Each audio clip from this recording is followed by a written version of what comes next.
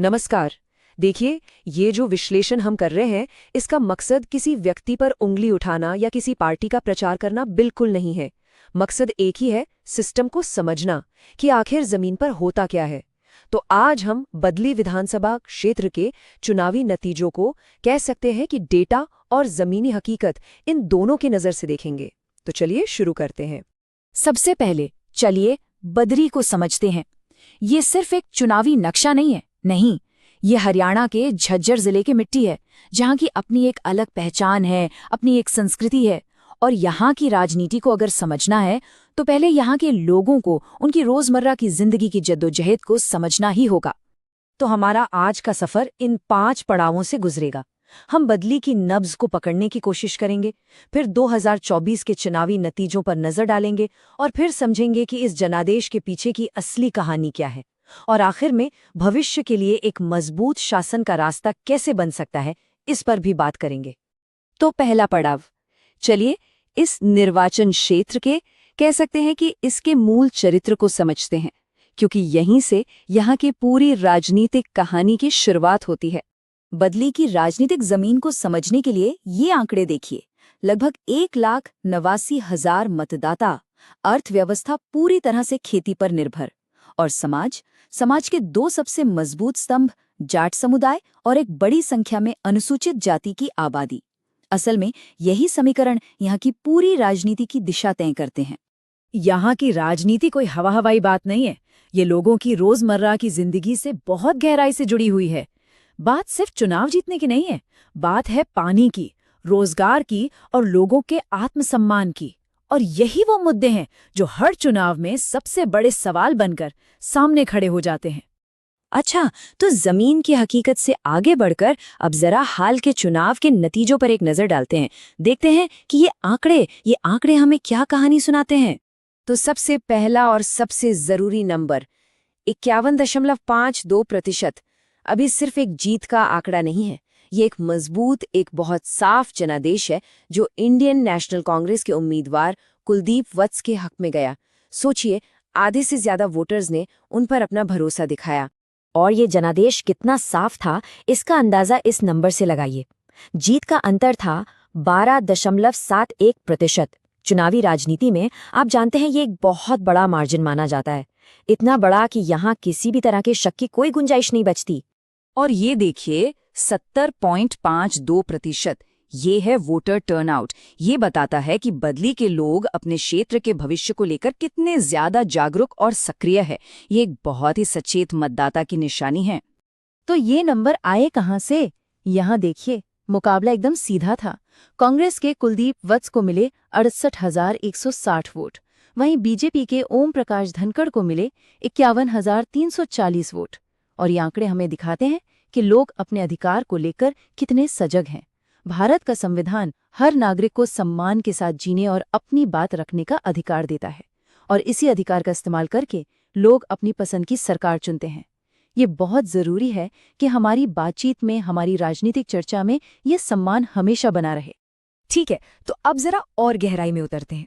ये तो हो गया कि क्या हुआ, अब समझते हैं कि क्यों हुआ। वो कौन से ऐतिहासिक रुझान थे, कौन से रणनीतिक कारण थे जिनकी वजह से 2024 में ये नतीजा सामने आया। ये जो टाइमलाइन आप देख रहे हैं, ये बहुत दिलचस्प कहानी बताती है।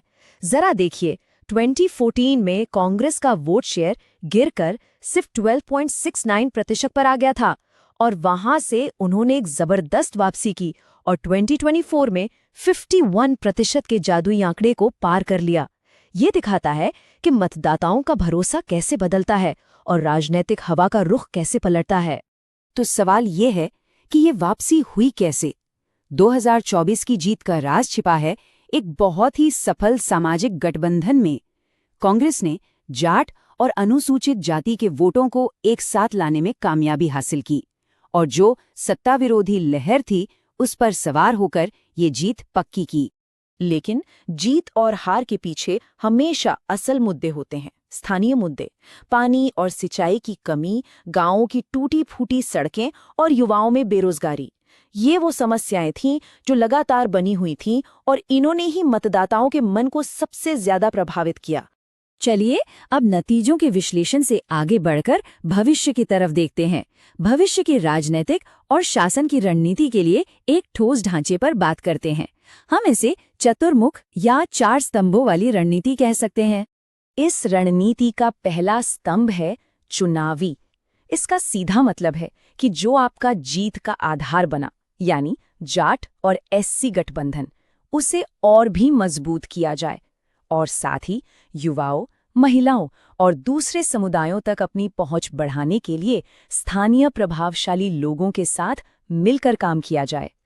दूसरा स्तंभ है संगठन। देखिए, चुनाव सिर्फ भाषणों से नहीं जीते जाते। आपको जमीन पर एक मजबूत नेटवर्क चाहिए। प्रतिद्वंदी के बूथ मैनेजमेंट का मुकाबला करने के लिए गांव के स्तर पर अपनी समितियों और अपने वॉलंटियर्स के नेटवर्क को फौलादी बनाना होगा। तीसरा और शायद सबसे जरूरी स्तंभ है नैरेटिव, मतलब एक ऐसी कहानी जो लोगों के दिलों से जुड़े। और ये कहानी राष्ट्रीय मुद्दों की नहीं, बल्कि स्थानीय मुद्दों की होनी चाहिए। एक ऐसी कहानी जो सीधे तौर पर गांव के संकट, बेरोजगारी और लोगों की उम्मीदों पर बात करे।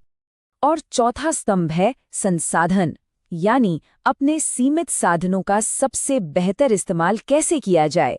आज की राजनीति में टेक्नोलॉजी और रणनीतिक साझेदारियों का सही इस्तेमाल करके कम संसाधनों में भी ज्यादा से ज्यादा प्रभाव डाला जा सकता है। तो अब इस 4 स्तंभों वाली रणनीति को सिर्फ कागजों से निकालकर जमीन पर कैसे उतारा जाए, इसके लिए एक ठोस 90 दिनों की कार्य योजना देखते हैं।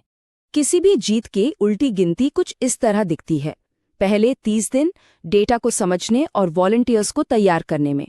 अगले 30 दिन गांव-गांव जाकर लोगों से मिलने और लक्षित कार्यक्रम चलाने में। फिर अगले 15 दिन अपने संदेश को हर घर तक पहुंचाने में। और आखिरी 15 दिन पूरी ताकत के साथ घर-घर जाकर वोट के लिए अपील करने में। हर चरण का एक साफ मकसद होता है। और हाँ, आज के दौर में डिजिटल रणनीति के बिना सब अधूरा है। व्हाट्सएप के जरिए स्थानीय प्रभावशाली लोगों को जोड़ना, छोटे-छोटे वीडियो बनाना, गलत सूचनाओं का तुरंत जवाब देने के लिए एक टीम रखना और उन गांवों में खास तौर पर विज्ञापन चलाना जहां वोटिंग कम हुई हो, ये सब बहुत जरूरी है। देखिए, ये सारी रणनीतियां लोगों तक पहुंचने के लिए हैं, पर आज के डिजिटल युग में हमें लोगों की निजता का भी ध्यान रखना होगा। भारत का नया डेटा प्रोटेक्शन कानून भी इसी बात पर जोर देता है कि किसी की भी जानकारी का इस्तेमाल उनकी सहमति से और सही मकसद के लिए ही हो। एक अच्छा नेता वही है जो लोगों के भरोसे को कभी नहीं तोड़ता। तो सवाल यही है, जब एक ब्लूप्रिंट जमीन से लोगों की जरूरतों को समझकर बनाया जाता है, तो क्या ये राजनीति को सिर्फ 5 साल के लेन देन से आगे ले जाकर एक निरंतर संवाद में बदल सकता है? अगर आप भी इस बदलाव का हिस्सा बनना चाहते हैं, एक जन केंद्रित नेता बनकर अपने क्षेत्र का विकास करना चाहते हैं, तो blueprintstrategies.ai से संपर्क करें। हमें ईमेल करें mgr@blueprintstrategies.ai पर या कॉल करें 08042041602 पर। हमारा मकसद है राजनीति से परे एक उद्देश्य,